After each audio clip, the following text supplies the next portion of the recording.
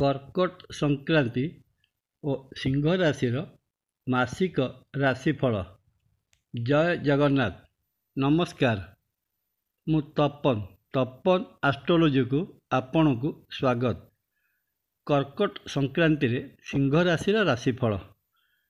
ରବି ମହାଗ୍ରହଙ୍କର କର୍କଟ ରାଶିରେ 1 ମାସ ଅବସ୍ଥାନରେ ସିଂହ ରାଶି ଜାତ ବ୍ୟକ୍ତିବିଶେଷ କ'ଣ ଫଳ ପାଇବେ ତାହା ଏବେ ଉପସ୍ଥାପନା କରିବା। ଚଳିତ 2024 ମସିହା 16 ତାରିଖ ମଙ୍ଗଳବାର ଦିନ ନୈସର୍ଗିକ ରାଶିଚକ୍ରର ପଞ୍ଚମ ଭାବ ସିଂହ ରାଶିର ଅଧିପତି ରବି ରାଶିଚକ୍ରର ଚତୁର୍ଥ ଭାବ କର୍କଟ ରାଶି ଚନ୍ଦ୍ର ମହାଗ୍ରହଙ୍କ ରାଶିରେ ଗୋଚରରେ ପ୍ରବେଶ କରିବାକୁ ଯାଉଛନ୍ତି। ରବି ମହାଗ୍ରହଙ୍କର କର୍କଟ ରାଶିରେ ଏହି ଗୋଚର ରାଶିଚକ୍ରର ଦ୍ୱାଦଶ ଭାବକୁ ପ୍ରଭାବିତ କରିବାକୁ ଯାଉଥିବା ସମୟରେ ସିଂହ ରାଶି ଉପରେ ରବିଙ୍କ ଗୋଚରୀୟ ଫଳ କ'ଣ ରହିବ? କାରଣ ସିଂହ ରାଶି ରବିଙ୍କର ନିଜ ରାଶି ଏବଂ ଚନ୍ଦ୍ର ମହାଗ୍ରହ ରବିଙ୍କର ମିତ୍ର କର୍କଟ ରାଶିରେ ସଞ୍ଚରଣ। ଏହି ତାତ୍ତ୍ୱିକ ବିଶ୍ଳେଷଣ ଆପଣମାନଙ୍କ ସାମ୍ନାରେ। ରାଶିଚକ୍ରର ପଞ୍ଚମ ଭାବ ସିଂହ ରାଶି 3ଟି ନକ୍ଷତ୍ର ଯୁକ୍ତ: ମଘା ନକ୍ଷତ୍ର, ପୂର୍ବ ଫାଲ୍ଗୁନୀ ନକ୍ଷତ୍ର ଏବଂ ଉତ୍ତରା ଫାଲ୍ଗୁନୀ ନକ୍ଷତ୍ର। ମଘା ନକ୍ଷତ୍ରର ଅଧିପତି ଯଥାକ୍ରମେ କେତୁ, ପୂର୍ବ ଫାଲ୍ଗୁନୀ ନକ୍ଷତ୍ରର ଅଧିପତି ଶୁକ୍ର ଏବଂ ଉତ୍ତରା ଫାଲ୍ଗୁନୀ ନକ୍ଷତ୍ରର ଅଧିପତି ସ୍ୱୟଂ ରବି ମହାଗ୍ରହ ହୋଇଥାନ୍ତି।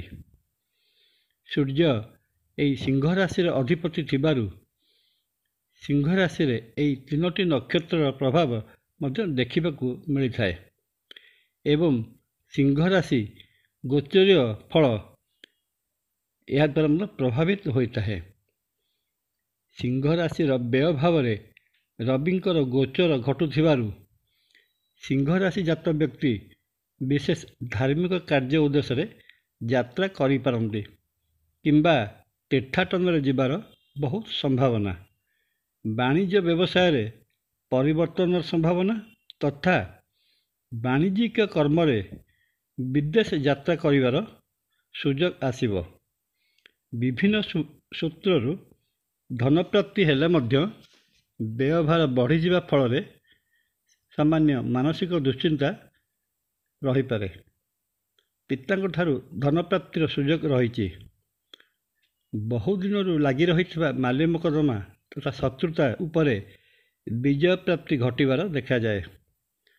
ନିଜର ଅବୁଝାମଣା ସ୍ୱଭାବ ଆପଣମାନଙ୍କୁ ଅନ୍ୟମାନଙ୍କ ଠାରୁ ଦୂରେଇ ଦେଇପାରେ।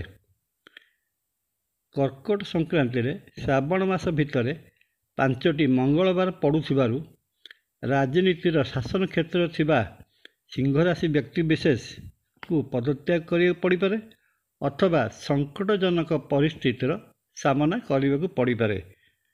ବୈଦିକ ଜ୍ୟୋତିଷରେ ସୂର୍ଯ୍ୟଙ୍କୁ ସର୍ବାପେକ୍ଷା ଶକ୍ତିଶାଳୀ ଗ୍ରହ ରୂପେ ଗ୍ରହଣ କରାଯାଇଥିବାରୁ ସିଂହ ରାଶିର ଦ୍ୱାଦଶ ବା ବ୍ୟୟ ଭାବରେ ଅବସ୍ଥିତ ରବି ସିଂହ ରାଶି ପାଇଁ ବିଶେଷ ଶୁଭଫଳ ପ୍ରଦାୟକ ହେବେ ନାହିଁ।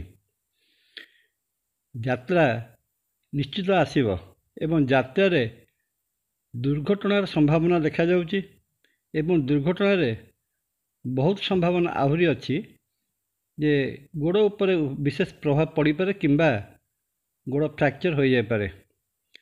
ସରକାରୀ ସ୍ତରରେ ମିଳିବାକୁ ଥିବା ବକେୟା ପ୍ରାପ୍ୟ ବିଳମ୍ବିତ ହେବ। ସ୍ୱାସ୍ଥ୍ୟ ଠିକ୍ ରହିବ ନାହିଁ।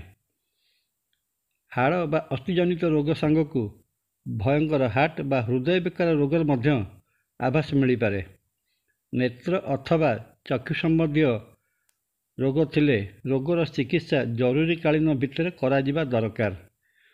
ରାଜକୀୟ କାର୍ଯ୍ୟ ବା ପ୍ରଶାସନିକ କାର୍ଯ୍ୟରେ ଜଡ଼ିତ ଥିବା ବ୍ୟକ୍ତି ବିଶେଷ ସମାଲୋଚନାର ଶରବ୍ୟ ହେବେ।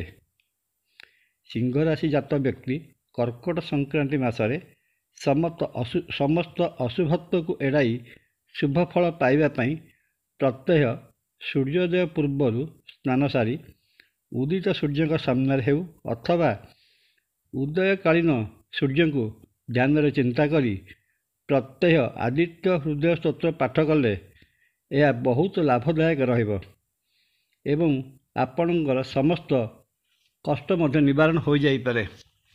ଭିଡ଼ିଓଟି ଭଲ ଲାଗିଲେ ସବସ୍କ୍ରାଇବ୍ ଓ ସେୟାର କରିବା ପାଇଁ ଅନୁରୋଧ। ଜୟ ଜଗନ୍ନାଥ। ନମସ୍କାର। ତପନ।